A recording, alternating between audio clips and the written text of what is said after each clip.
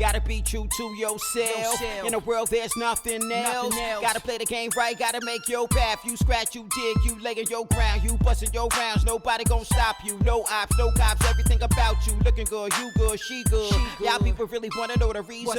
It's that ripple effect. That's just that ripple. That's just that ripple effect. What you do, come back triple. Hey, what's going on? It's your girl Kid out back in the Ripple Effect. You already know what it is, and you already know the vibes. Listen, shout out to all the supporters. Y'all much appreciative. Also, new subscribers, I appreciate y'all. I see y'all, all the time. I'm always looking at the stats, trying to look how I can grow my audience and get bigger, so I can give you guys more content. That's really just how this thing works. But we got to get right into it. We talking play-in tournament. It's only been day one, and it's already been not what we was expecting, but in a good way. Because that's the beauty of the play-in, right? You're gonna have guys. It kind of has like that, NCAA feel to it in terms of it's not always gonna be who you think is gonna win, and we saw that as a result with the Miami Hawks game. We were definitely looking at that game like, what? Am I really? Even UD on the bench, like has his head down, and I mean that's in the first quarter, or at least in the first half. When you have body language like that, and that's your leader, 20 years, y'all just celebrated him, and he's already like I can't.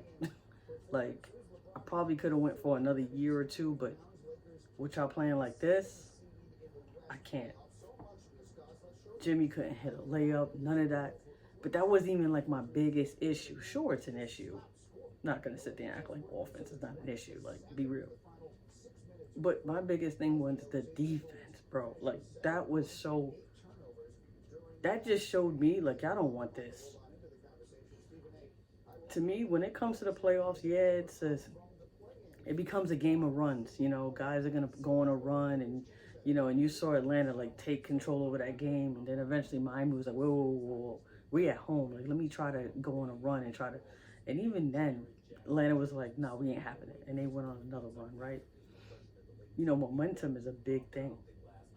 So when Atlanta took control from the very beginning, it was almost like it don't even matter what Miami do at this point. But when you sit there and don't play defense, it is not gonna work out for you, bro. Like it's not gonna work out very well. It's gonna boil down to who wants it more. Second chance points, rebounds. Yeah, Capella was killing it on the glass. Collins too. But even the guards helping out. It was like what Trae Young said after the game. They was going to make sure they were going to match their physicality. Because they knew that's where the Miami Heat lay their hats on, right? It's physicality. They matched it. They didn't just match it. They outclassed them. Quinn Snyder been there 2 minutes. He outcoached Spoelstra with a team that he's been coaching for a minute. Kyle Lowry do it the best way he could. I mean, I was watching him be aggressive. He was the only one that was kind of like, come on, like trying to pick everybody up. Like, come on. I saw Bam try to get into it, but then there were certain points in the game where I'm like, yo, why don't you just force feed Bam? They just had him on lock, but the Hawks just wanted it more. When you look at Bay, what he was doing, he was scoring from all over the place. I'm watching him from three. I'm watching him take it in. I'm watching him drive, kick. I'm like, bruh. And then Trae Young, you see what's going on with him, the whole organization. They're letting everybody know, like, listen, we're probably giving everybody the green light, letting them know, like, listen, Trae Young might be available for trade options, in the offseason. Trae Young, obviously, with the Nate McMillan situation, we've already talked about in the last episode, so check that out if you don't know what I'm talking about. But you got to give Trae Young his props. I know it's only been one playing game, but to do what he was able to do last night, staying locked in, focused, scoring when he wanted to score, kind of setting his own pace, getting his guys involved early, still killing them with the floater whenever he wanted to. And I know a lot of people are complaining about the long range shots that he was taking. Listen, that's a Quinn Snyder thing. Like, that's something that Quinn wants him to do. So he was staying within the confines of the game plan. And you know what? It worked. Regardless of what was going on. But Miami not playing defense. Jimmy can't shoot. It was just bad. It was just bad all around. You know, Tyler Hero couldn't hit any threes. But it just looked like the Miami Heat were like living and dying by the three at the end of the day. You know, and even when they tried to get inside, like Jimmy wasn't getting. I mean, I'm pretty sure they'll probably say, "Oh, we wasn't getting calls," but I'm sorry. At the end of the day, it all boils down to who wanted more. The playoffs, play-in tournament, to get to the playoffs, you know, to be able to clinch that playoff berth. It's all about a game of runs. Like, you're going to go on a run, the other team's going to go on a run, and then everything is going to settle down, and we're going to figure it out, either in regulation or in OT, like the Lakers and Memphis. The Lakers and, because the Lakers are actually playing the Memphis Grizzlies, and that's going to be an interesting one. But, man, just to kind of stay focused, like, that was really hard to sit there and watch that. Not for nothing. Like, it was. Because to know what Miami stands for, understanding the Miami Heat culture. Because, you know, they pride themselves on, listen, this is our culture. This is what it's going to be. They're all about physicality, as you know. And Trae Young said that was the biggest thing in the post game. What did he say? We got to match their physicality. So we brought it to them. We not only did the rebounding with Capella and Collins, the guards were going to help out. It was a collective, right? It wasn't just one guy. And that was the kind of the beauty of it, because you saw the Atlantic Hawks just kind of work as a team. And that was what shocked everybody, because it was like, y'all really capable of this. But it just goes to show you, that was just day one. Or that was just earlier that day. But we'll get into the Timberwolves and the Lakers, because I know that's what y'all want to talk about. I know y'all want to sit there, you know, and really try to figure out, like, so the Lakers gonna go all the way to the finals? Now, I'm not even trying to be disrespectful, because I know a lot of people, diehard Lakers fans, and they love LeBron, and I'm not even trying to say, like, you're wrong for that. But I do believe that you're taking it a little bit too far. Like, this is going to be something they're going to have to work through. Obviously, if they stay healthy, they're going to do some great things. But I wouldn't take it that far, right? Now, the Timberwolves showed you something, right? They showed you something last night. They took that game to overtime. Now, it's debatable. It's definitely debatable about whether that should have been an overtime game. But what you should know is, when you want to win a championship, as you all know, when you want to look at teams in the past that have won the way they've won, you already know defense, it's a given. You got to have good coaching, right? You got to make sure your chemistry is tight. Whatever y'all were going through in the regular season, you got to make sure you get that in check before you start really trying to go for it. Celtics learned that, right? When they got everything together and they made it all the way to the finals. But you do have to remember, at the end of the day, you can't just rely on offense. You can't just rely on one star. You can't just rely on two. It takes an entire team. So what I'm trying to say is, you got to have a bench. If you do not have a deep roster, and I know we killed them. We killed them. I know I did. So I gotta just say it. Listen. What Pelinka did before that trade, with the roster that the Lakers have right now, is potentially dangerous. Obviously, if they remain healthy, and we have to keep emphasizing that, because you already know what it is. It's dangerous. And they showed you how dangerous they can be, right? Because when D'Angelo Russell didn't look like he was having it going.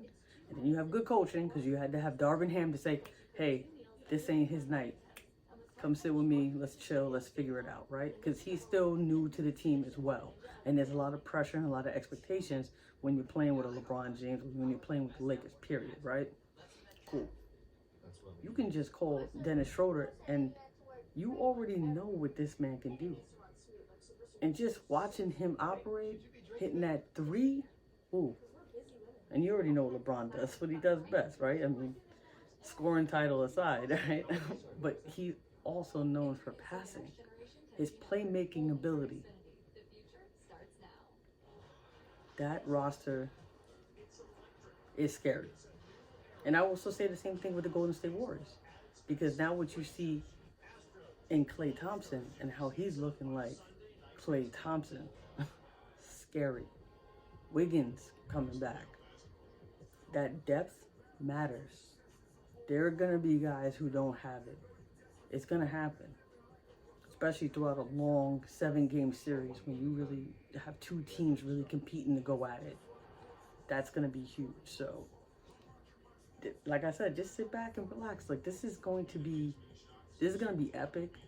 It's going to be fun. I think this is going to be one of the really, really good ones.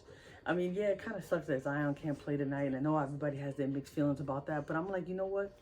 I understand his story, so I'm not even going in about that. I understand everything that's been going on, and everybody's going to have their opinion about that, and that's just fine. You know, everybody kind of makes it about money and all these different things that really have nothing to do with why he's actually not playing or why he feels like he's not able to go, and it's... You know, because then if he does go and he doesn't play and it takes away a spot or minutes from somebody else, you know, that's going to be a conversation too. So at the end of the day, it is what it is. So, but understand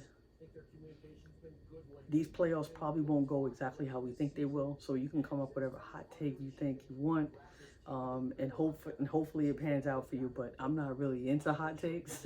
I kind of just give you my opinion based off of what I see, you know, and based off of past experiences of me watching for so long. But other than that, it's like, I don't know.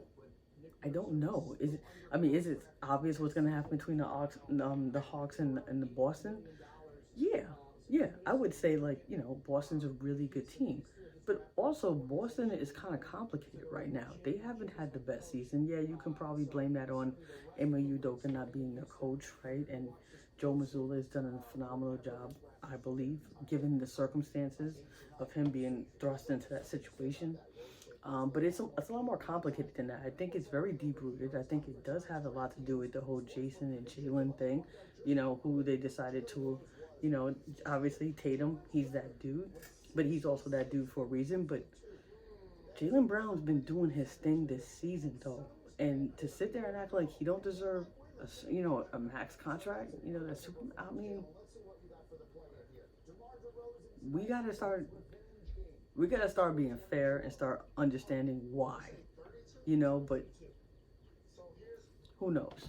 Point is, Boston's got a little complication right there, and I'm low-key hoping that complication benefits the Knicks in the off-season. You know, not being selfish at all.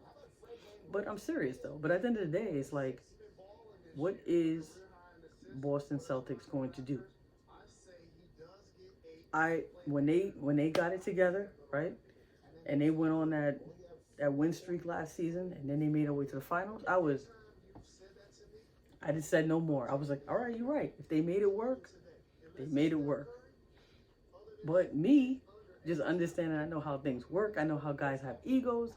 And I understand that guys are also trying to get their money. And if they can't get their money, you know, based off of what other people think and not necessarily based off of, like, the facts, actually what this guy is really doing and how much he really means to this team, then there's going to be problems. Like, that's just normal. So, it doesn't surprise me at all.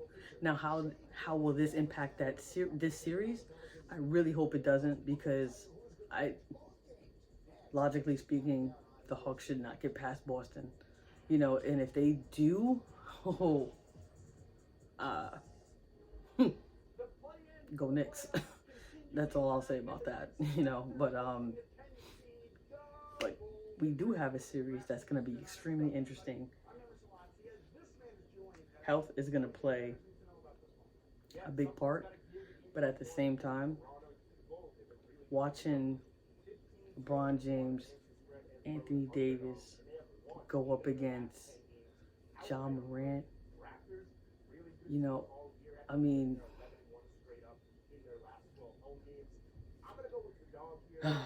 and Jaren Jackson Jr., like, that's going to be fun basketball. You already know Dillon Brooks is going to have his antics, and it's just a matter of when it's going to show up. Are they going to set that tone early? You know, Desmond Bane's been doing his thing from 3. It's going to be interesting. I mean, but the thing is, I don't even think Steve Adams is playing.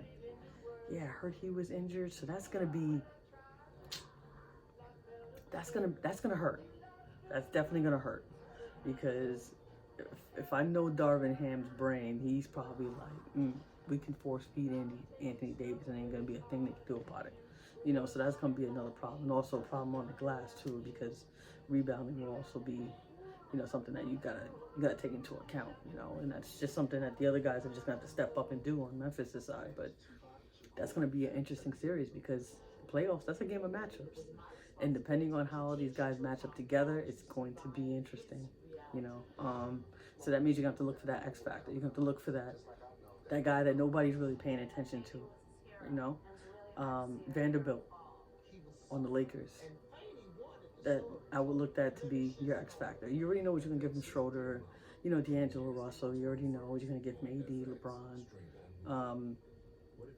But guys like that, guys that do the dirty work, guys that get the rebounds, that means you have more possessions than the other team to score, and it means that they're not scoring, so you got to take all that into consideration. And when you do, all those little things will start to add up. On the Memphis side, man, because that not having Steve Adams, like that's just a big blow, because to me, you're not even looking at that X factor anymore. You're just looking at everybody stepping up. Because if everybody steps up and puts in a little bit more, and, you know, rebounds, box out, you know, doing the little things, doing the detailed things, like not getting themselves into foul trouble. Dillon Brooks probably not getting himself technical fouls that'll make him suspended for a game. Those are the things that they're really going to have to really tighten up. You know, just worry about the game. Stay in the game. Try not to, I get it, sometimes Dillon Brooks, you know, he does everything he can to get guys out of their game, but at the same time, don't do too much to get you out of the game, because then what's the point, you know? But it's going to be an interesting series. Like, I can't wait. I hope y'all can't either. Like I said, more episodes popping out. Make sure y'all stay tuned. Make sure y'all listen, like, and subscribe. But, you know, I only ask y'all to just do one thing for me. It's to help you out in life. It'll help you out with everything. At least it does for me. Losses equals life lessons.